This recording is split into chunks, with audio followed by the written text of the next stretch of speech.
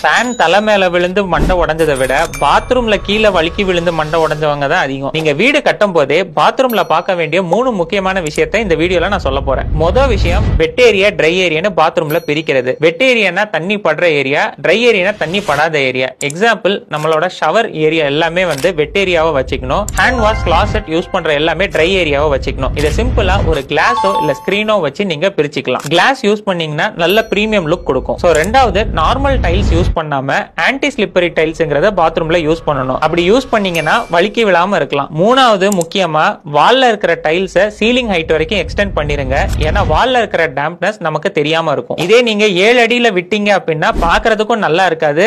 ஒரு தடவை பெயிண்ட் பண்ணும்போது பெயிண்ட் அடிச்சுக்கிட்டே இருக்க வேண்டியதான். அப்புறம் ரொம்ப முக்கியமான விஷயம் வாட்டர் ஃப்ளோ செக் பண்றது. எப்பயுமே பாத்ரூம்ல ஃபர்ஸ்ட் நம்ம தண்ணி ஊத்தி கரெக்டா அந்த தண்ணி ட்ரெயினுக்கு போதா அப்படிங்கறத செக் பண்ணிக்கோங்க. ஏன்னா வாட்டர் ஸ்டாக்னண்டா இருந்தா லீக்கேஜ் ப்ராப்ளம்ஸ்லாம் வரும். சோ இந்த மாதிரி விஷயம் எல்லாம் ட்ரை பண்ணீங்கன்னா கண்டிப்பா யூஸ்ஃபுல்லா இருக்கும்.